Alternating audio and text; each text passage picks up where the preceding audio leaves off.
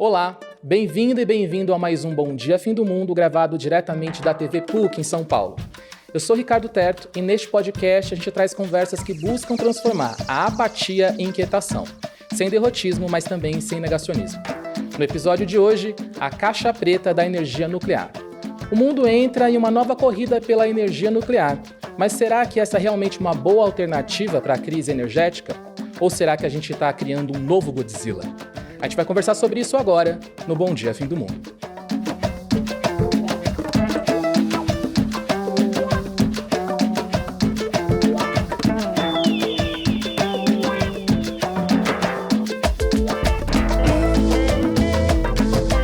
Bom, então como sempre, deixa eu começar aqui cumprimentando minhas colegas do Fim do Mundo. Primeiro, Giovana Girardi. Bom dia, Giovana. Bom dia, Terto. Olá, pessoal. Tudo jóia?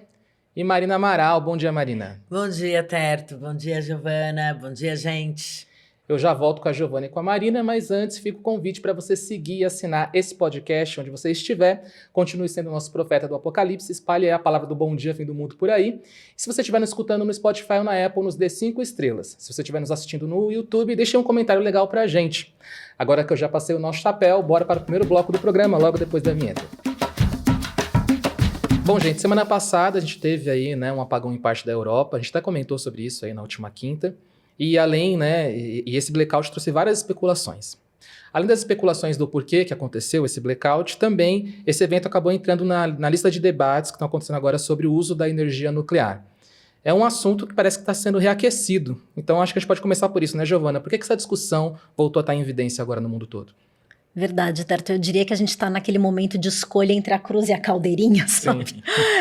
Tem gente falando que não só é um momento aí de aquecimento, mas seria um renascimento mesmo da energia nuclear como uma resposta à nossa necessidade de reduzir o uso de combustíveis fósseis para conter o aquecimento global, né? Então sairia o carvão, que é um combustível sujo, poluente, e entraria, com mais força, o urânio, considerado uma fonte limpa de energia, porque ele não emite gás carbônico, ele não emite CO2. Então, esse limpo aqui merece algumas aspas, porque existem outras poluições, da energia nuclear. Marina vai falar mais disso depois. Mas o fato é que ele não emite CO2, então por isso seria bom para o combate às mudanças do clima. E a gente está vendo um aumento, de fato, de criação de novas usinas, de construção. Tem um levantamento da Associação Nuclear Mundial que mostra como está realmente acontecendo um aumento aí de construção de novos reatores, Eles mostraram agora, levantamento de março, que tem 65 reatores novos em construção no mundo, em 15 países,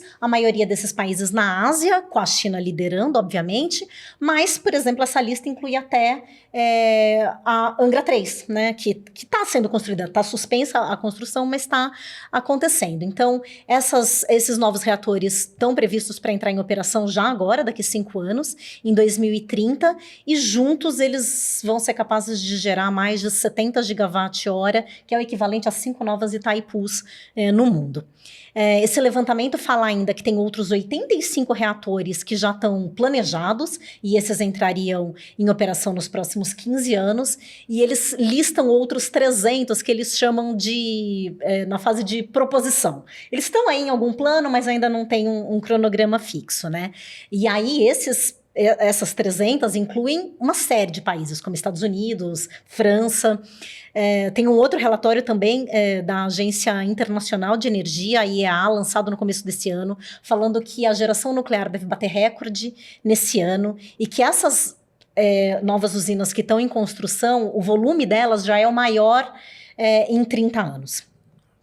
Isso tudo vem como realmente essa resposta, pelo menos oficialmente, como essa resposta às mudanças climáticas. O que a gente tem visto, em geral, é que, assim, nos últimos anos, a gente sempre, nuclear veio associada à preocupação, Preocupação em torno da segurança, porque a gente teve acidentes no passado, os altos custos, não só da operação, como do próprio urânio, que é usado nas usinas, e mesmo o que fazer com o lixo radioativo, que até hoje não existe solução para isso. Então, fala-se que é uma energia limpa, mas tem essa sujeira aqui que é bem considerável. Mas essas preocupações todas estão sendo deixadas de lado diante dessa expectativa de que é uma fonte abundante, estável, ela fornece energia o tempo todo, né, que a usina está ligada, não tem esse fornecimento mais interrompido como acontece com eólica e solar hoje, né, afinal de contas você depende de vento, depende de sol.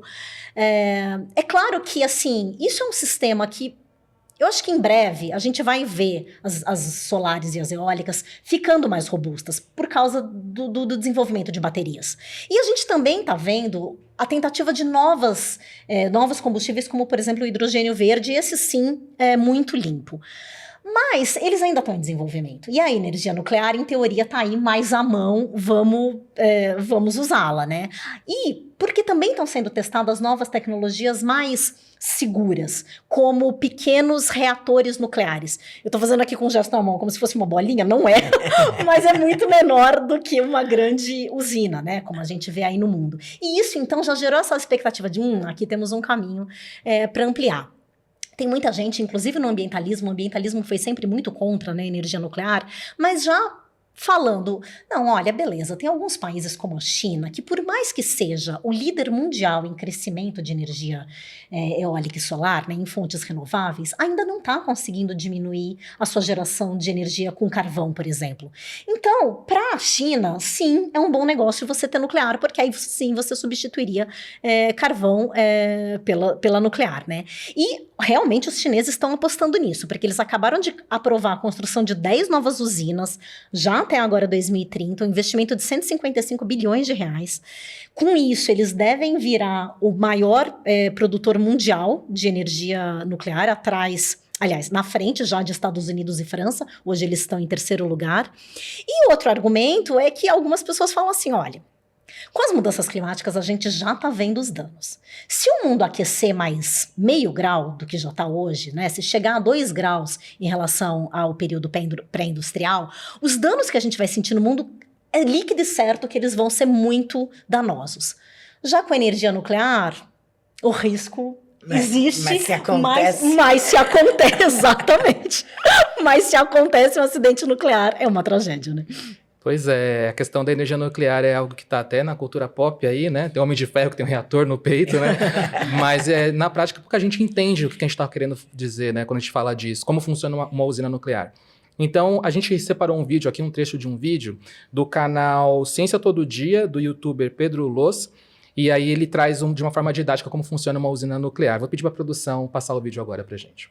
A base para uma usina nuclear é a fissão nuclear, que é o que acontece quando um núcleo atômico se divide em 2 ou mais partes. E esse tipo de reação libera muita energia. A fissão completa de 1 kg de urânio libera a mesma energia do que a queima de 2,7 milhões de quilos de carvão. Mas a fissão é só uma parte do processo. O urânio é colocado numa espécie de piscina enorme de água, e como resultado da energia liberada na fissão, essa água aquece e vira vapor. E esse vapor é conduzido por canos que giram uma turbina que está conectada em um gerador. E dentro desse gerador existem ímãs, e o movimento deles gerados pelo vapor cria uma energia elétrica que acende as nossas lâmpadas em casa. Pois é, né?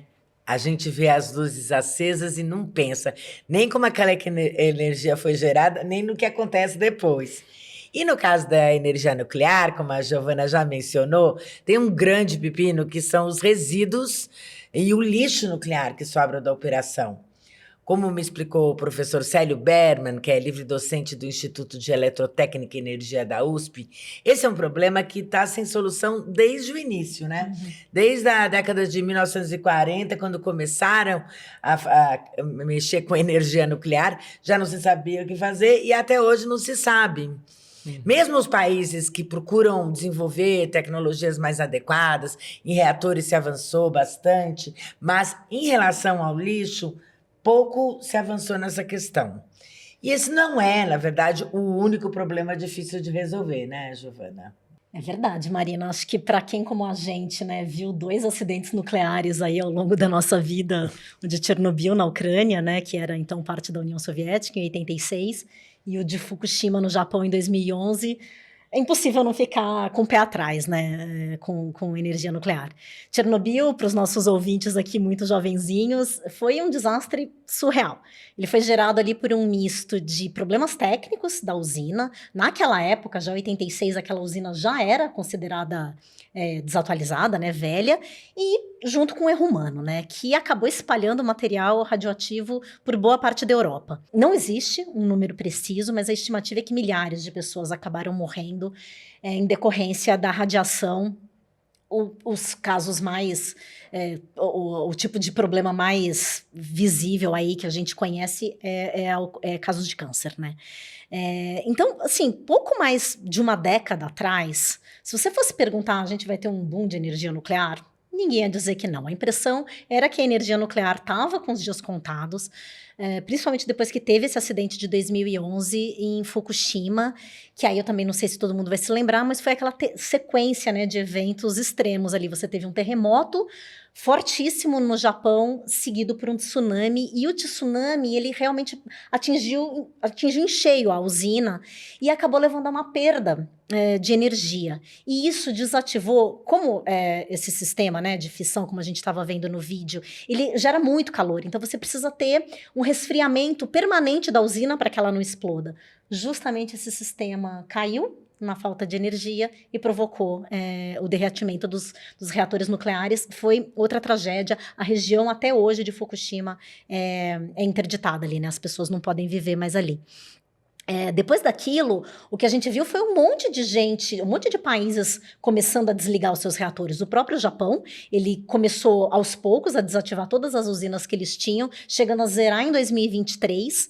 A Alemanha também zerou as suas usinas nucleares, mas a verdade é que a gente vê que no resto do mundo, especialmente na China, como a gente falou, não diminuiu, está em franco crescimento, e agora você vê até o Japão, por exemplo, com planos de construir novas usinas e reativando algumas, né? Então, assim, é claro que hoje a gente está falando de modelos mais modernos, mais seguros, mas a verdade é que, assim, a gente tem uma série de instabilidades no mundo. As próprias mudanças climáticas, por exemplo, podem gerar aí uma tempestade, um furacão, que acontece de novo, né? O que aconteceu com Fukushima. E a própria instabilidade que a gente vê de guerras, né? Guerra também acaba mirando usina nuclear, né? E sempre lembrando, claro, a tecnologia de usina nuclear é a mesma da bomba nuclear. A gente vê essa associação bem claramente. Basta você ver a quantidade de países que têm tanto geração de energia nuclear como bombas prontas para disparar. Na guerra da Ucrânia, vocês lembram? Teve um ataque a uma usina nuclear que foi seguido pelas ameaças do Putin de utilizar bombas nucleares. Em março de 2022, os russos fizeram um ataque, até então sem precedentes, a uma usina no sudeste da Ucrânia, que chegou a pegar fogo, deixou mortos, feridos.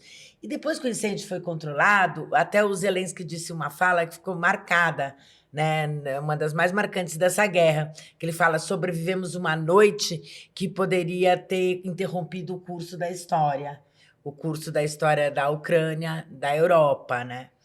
E esse risco de guerra nuclear, eu sempre vou com isso, mas é que continua rondando a Europa. Claro.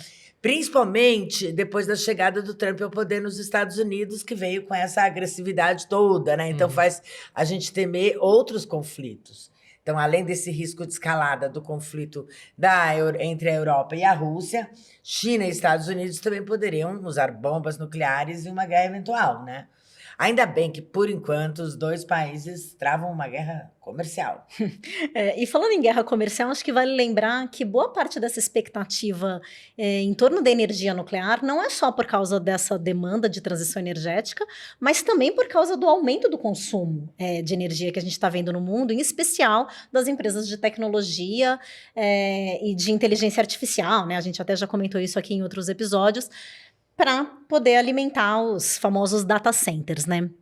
Esse relatório da Agência Internacional de Energia que eu mencionei antes destaca que o setor privado é hoje o que tem visto a energia nuclear como realmente assim uma fonte ali para garantir os negócios deles, né? Algumas empresas que já estão investindo, por exemplo, nessas pequenas centrais nucleares, é o caso da Microsoft, do Google, da Amazon.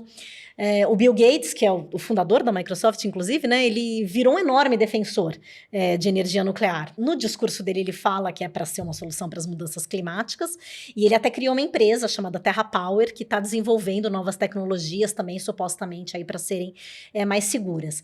E, enquanto isso, a própria Microsoft acabou de fechar um acordo para consumir energia gerada pela usina nuclear de 3 Mile Island.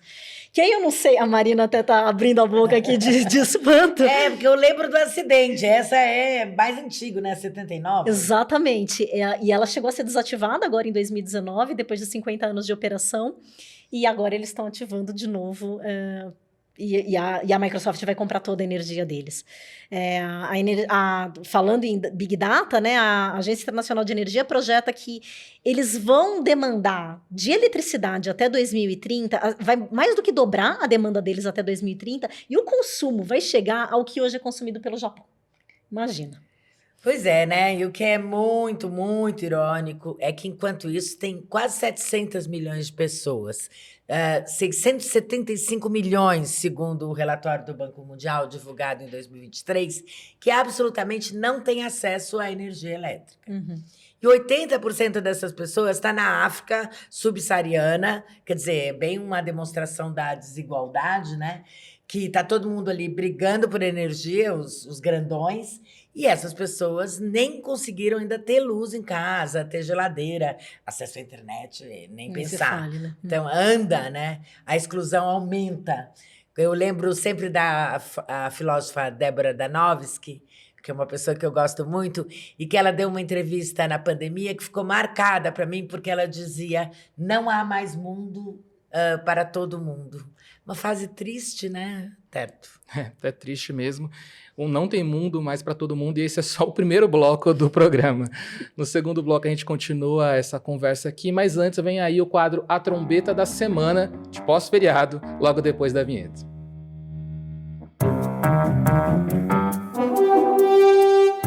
E nessa última semana, a guerra de atenção não foi fácil para ninguém. Primeiro, que muitos experimentaram a escala 4x3, causada pela emenda de feriados, e aí nesse caso ninguém tem saco para ficar acompanhando notícia. E segundo, que a Lady Gaga fez um show histórico para mais de 2 milhões de pessoas em Copacabana. Isso virou o grande assunto em todos os lugares. Para reagir a isso, os carentes de atenção de sempre tentaram emplacar algo. Trump postou em suas redes uma representação sua como o Papa, feita por IA, mas realmente quem deu as tripas para aparecer foi Bolsonaro. Enquanto ainda estava internado, Bolsonaro postou uma foto no X com a barriga aberta e os intestinos à mostra para presentear seus seguidores com detalhes da cirurgia. Acontece que nem os bolsonaristas conseguiram fazer poker face diante da imagem e alguns chegaram a criticar o ex-presidente. Parece até que o bolsonarismo tem os seus limites estéticos. Foi a segunda coisa mais aterrorizante dos últimos dias. A primeira é a constatação que na semana seguinte não teria feriado. Segundo o UOL, até a noite de sábado, a foto tinha mais de 200 mil visualizações e 4 mil curtidas. Enquanto Lady Gaga se apresentava para um mar de leques coloridos, mal ela sabia que também estava prestando um grande serviço para a humanidade, impedindo essa foto de viralizar ainda mais. Obrigado, diva. O prefeito do Rio, Eduardo Paes, estimou que o show da Lady Gaga pode ter rendido mais de 98 milhões de reais para a cidade só de publicidade. Já o intestino público de Bolsonaro rendeu apenas uma vaga nessa desconfortável trombeta da semana. Um sinal do fim dos tempos e um sinal de que o Bom Dia Fim do Mundo só está na metade.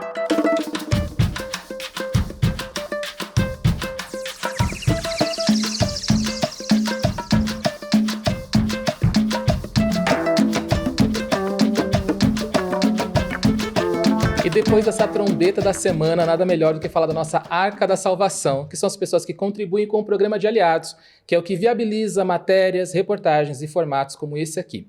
Se você quiser fazer parte desse grupo de apoiadores, acesse apoie.apublica.org e veja lá as melhores opções para você. Você também pode fazer um Pix de qualquer valor para contato@apublica.org. O jornalismo independente precisa do seu apoio. Vamos começar então aqui o segundo bloco, né? No primeiro bloco a gente falou sobre casos emblemáticos aí, né, de acidentes nucleares, a gente falou de Fukushima e também de Chernobyl, que inclusive virou série da HBO.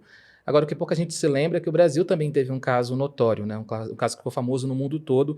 Na verdade, é considerado o maior acidente radiológico da história ocorrido fora de uma usina nuclear. Em 1987, em Goiânia, 2 catadores encontraram um aparelho de radioterapia, né, abandonado aí num hospital. E foram abrir lá, por curiosidade, encontraram uma cápsula. E dentro dessa cápsula tinha césio-137, que é um material altamente radioativo. Esse material solta aí um pó brilhante, azul, e ele começou a rodar pela cidade, na mão de crianças, na mão de moradores, que acharam aquilo divertido, sem saber o que era aquilo. Resultado, né? 4 pessoas morreram, né, contaminadas por esse material e quase 1.000 pessoas foram afetadas. A cidade precisou aí lidar com um rastro de destruição invisível, né? Inclusive teve lugares que foram derrubados e tal.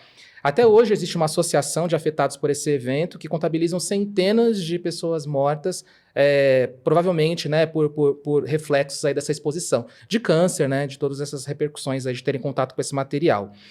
E isso, mais uma vez, né, mais um desses casos que provam, né, que mostram que quando a gente fala de procedimento de segurança, no papel é uma coisa, né? Mas na prática, qualquer risco, quando a gente fala de, né, material nuclear, qualquer problema que der, as consequências são catastróficas, né, Marina? Pois é, eu lembro dessa história de cortar o coração, lembro do espanto de todo mundo, dos jornalistas, com um hospital que abandona um equipamento radiológico, né? As pessoas falam, eles eram ignorantes, foram mexer. Mas e o hospital que largou uma coisa com aquele poder ali, né? De destruição jogada, uma coisa muito triste. E faz tempo, mas acho que é meio aquelas histórias suco de Brasil, sabe? Sei. E a gente fica preocupado, imaginando, né? Quantas coisas que a gente só fica sabendo depois que elas acontecem do risco que elas representavam. E aí, voltando para as usinas nucleares, quando o acordo entre a ditadura militar brasileira e a Alemanha foi anunciado, foi em junho de 1975, plena ditadura. Todo mundo levou um susto, porque esse acordo ele tinha sido negociado em segredo, né? E incluía 8 usinas nucleares. E aí, deu muito errado. Primeiro, porque isso provocou uma crise internacional, principalmente os Estados Unidos ficaram danados da vida. Vamos lembrar que Angra 1, a essa altura, ela já estava em construção, porque ela começou no começo da década de 70, quando começaram a abrir a rodovia Rio Santos, também foi o momento que a Westinghouse, aquela companhia norte-americana, começou a construir Angra 1. Inclusive, ela entrou em operação em 1986, não, 5. Teve 1000 problemas técnicos depois disso, né? Hoje eles dizem que está gerando recordes de energia. Mas, assim, pelo que se diz oficialmente, esses problemas só foram resolvidos na década de 1990. Já a Angra 2 começou a ser construída em 1981 e demorou 20 anos para ser concluída. Nossa. Essa, até hoje, é a única da Alemanha que saiu do papel e está em operação, porque Angra 3 também faz parte desse pacote, mas a construção ainda não foi acabada, né? Está em discussão. É o nosso própria discussão interna aqui sobre esse renascimento da energia nuclear. A gente tem um ministro das Minas e Energia, o Alexandre Silveira. Sempre ele. Sempre ele, que adora petróleo, adora energia nuclear. E ele se associou com alguns deputados lobistas, como o Júlio Lopes, do PP, para fazer essa pressão para concluir a usina, que já tem cerca de 60% da obra de engenharia, né, das obras civis concluídas. Ainda tem toda a questão de atualizar equipamento, enfim. Mas o Silveira está enfrentando problemas até dentro do governo, porque como a Eletronuclear é uma empresa em eterna crise financeira, e ele está com essa questão depois que a Eletrobras foi privatizada, né? Por isso, essa última vez, né, porque isso é uma novela, que a Angra 3 foi suspensa e não se decidiu ainda o que fazer com ela, foi agora em fevereiro, a pedido do Ministério da Fazenda e da Casa Civil. Então, agora, mais importante do que tudo isso, na minha opinião, é que tem uma oposição da sociedade considerável, assim, liderada pela essa articulação antinuclear brasileira, que reúne cientistas, membros da sociedade civil, e, inclusive, esse pessoal, eles mandaram uma carta para o presidente Lula em janeiro desse ano, pedindo para não retomar as obras de Angra 3, que foi assinada também por 3 ex-ministros do meio ambiente, né? E eles falam nessa carta que o Brasil não precisa de energia nuclear para gerar energia elétrica. E eles até pedem para que desistam mesmo, né, Marina? Eu acho que, assim, em geral, os cientistas eles vão alegar isso, né, que a gente não precisa de energia nuclear. E É muito diferente do que acontece, por exemplo, em alguns países como a China, né? Se para a China faz sentido, para o Brasil não faz. E uma das preocupações é com a segurança, é isso que vocês estavam falando, né? Do Césio 137, desses pequenos acidentes que a gente não vai vendo e que podem tomar proporções enormes, né? Porque a gente tem um problema de governança ambiental no Brasil, né? A verdade é que nem sempre quem tem que controlar está controlando direito. Imagina, né? A gente viu muito isso no governo Bolsonaro, que licenciamento passava a rodo, né? Então, acho que essa preocupação existe, né? Pois é, eu ouvindo o professor Célio Berman sobre os argumentos de por que eles são contra a conclusão das obras, me deu até um arrepio, porque tem semelhanças tanto com Chernobyl quanto com Fukushima. Meu Deus. Veja só, Angra 3 usa o mesmo reator de Angra 2 que foi construído há 30 anos, então já sabemos que é tecnologia ultrapassada. Mesmo na Alemanha, essa tecnologia ela passou por uma série de inovações que não vieram para cá. Então, a gente sabe que tecnologia ultrapassada, como aconteceu em Chernobyl, aumenta os riscos de um acidente nuclear, sem falar que reduz a produtividade e encarece a própria geração de energia. 2, outra semelhança. A eletronuclear é uma caixa preta, né? Lembra que a gente fala que o governo russo conseguiu, da União Soviética, né? O governo soviético, então, conseguiu esconder de todo mundo o que estava acontecendo, né? Exato. E aqui, a eletronuclear é uma caixa preta. O professor Berman usou até essa expressão porque ele diz que ninguém consegue ter acesso a informações cruciais sobre a usina. Ele contou, por exemplo, 2 incidentes sérios que só foram registrados oficialmente, internamente, sem que a população fosse notificada e que a imprensa fosse informada. Um deles, um funcionário, imagine isso, e foi em Angra 2, um funcionário terceirizado retirou a tampa de um reator. Nossa. E aí vazou aquela água contaminada, seguiu pelos drenos e contaminou o solo e o mar ali de Angra dos Reis. Caramba. O outro, que lembra o Césio 137, é ainda mais grave, na minha opinião, porque não tem desfecho conhecido. O que aconteceu é que onde se produz o combustível nuclear, que é o urânio enriquecido que vai para ser usado, né, em Angra, ele é produzido nas indústrias nucleares do Brasil, que ficam ali em Resende.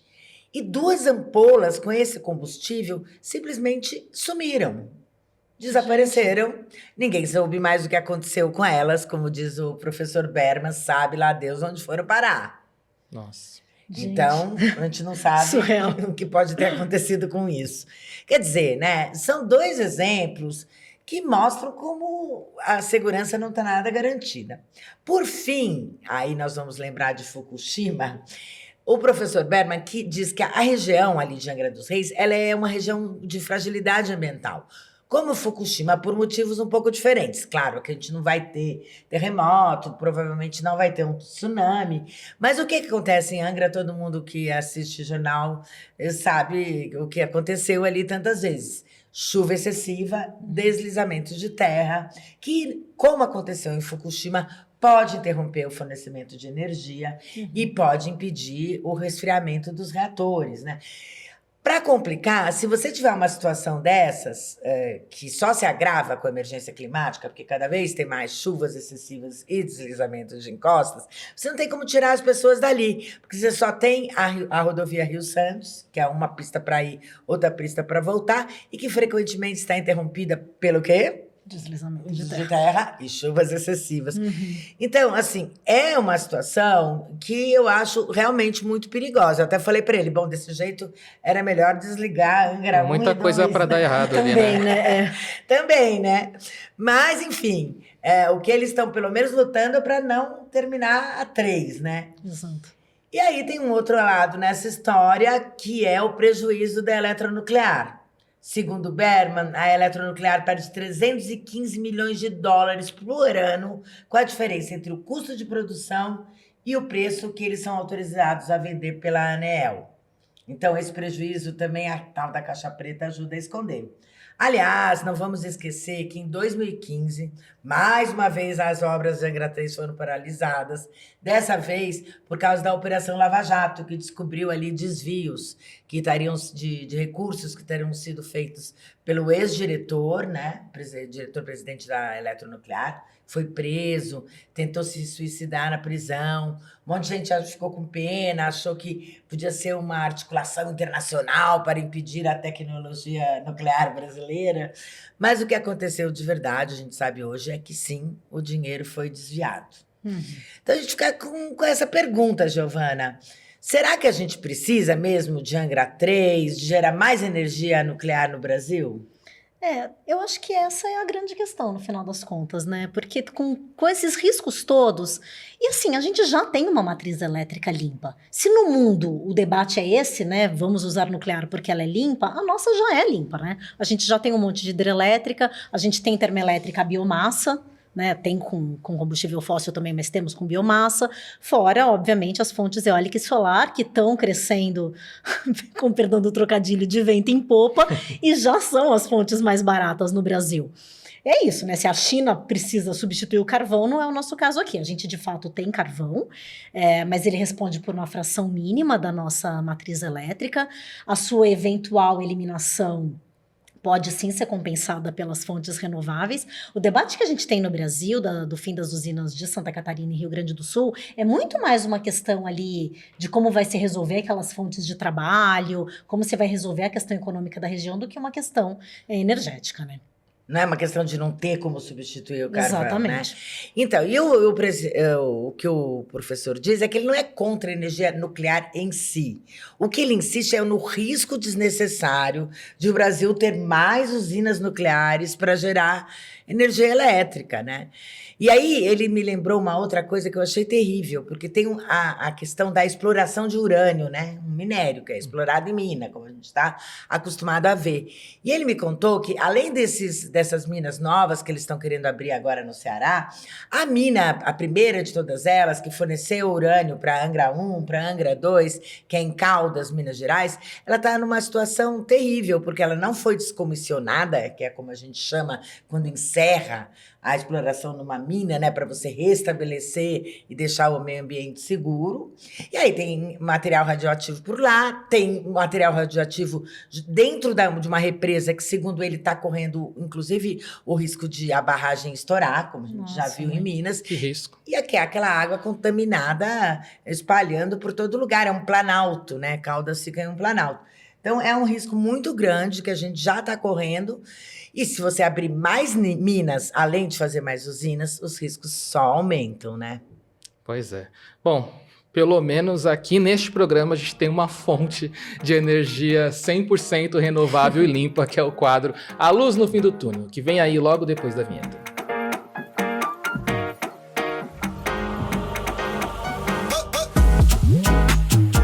Cimento. Esse é um material que mudou os rumos da humanidade e é um dos mais consumidos no planeta.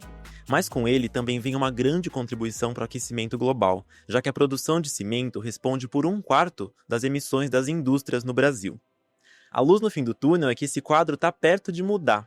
Pesquisadores da Universidade Federal do Rio de Janeiro mapearam toda a cadeia produtiva do cimento e descobriram que a troca de só um dos materiais usados no processo pode reduzir muito a sua pegada de carbono. O clinker, uma das principais matérias-primas do cimento, é responsável sozinho por 60% das emissões de carbono na produção do cimento. Segundo os cientistas, a troca desse material por filler calcário, um componente que emite bem menos gases do efeito estufa, pode reduzir e muito o impacto ambiental do cimento, e isso sem mexer nas propriedades do produto. As informações são da agência Bore. E você também pode falar com a gente através do e-mail correiodofimdomundo@publica.org. E se você quiser saber mais sobre os temas e assuntos que a gente tratou aqui, você pode acessar a publica.org/Bom Dia Fim do Mundo, que a gente deixou algumas matérias e links interessantes para você lá. Outra coisa que você pode achar interessante é conhecer os outros podcasts da Rádio Guarda-Chuva. A dica de hoje é conhecer o podcast Rádio Escafandro, produzido pelo Tomás Chiaverini. No seu episódio mais recente, ele vai falar sobre a jurema, que é uma planta alucinógena que ajudou a fundar uma religião indígena e também pode revolucionar os tratamentos contra a depressão. Se você se interessou, procura pelo Rádio Escafandro no seu feed, é do seu tocador favorito, e boa escuta. Agora a gente vai ficando por aqui, deixa eu me despedir das minhas colegas do Fim do Mundo. Primeiro, Giovana Girardi. Um abraço, Giovana, até semana que vem. Um abraço, Terto, um abraço, Marina. Tchau, tchau, pessoal, até semana que vem. E um abraço, Marina. Até semana que vem. Um abraço, Terto. Tchau, Giovana. Tchau, gente. Quinta-feira que vem, bem cedo, estamos de volta em todos os tocadores de podcast e também no YouTube da Agência Pública. Quinta-feira, 5h30 da tarde no C3 TV e às 18h30 na TVT. Segunda-feira, 11h30 da noite, através do canal Universitário. Boa noite para quem nos assiste no canal Universitário. Até semana que vem. Fiquem bem. Bom dia, fim do mundo.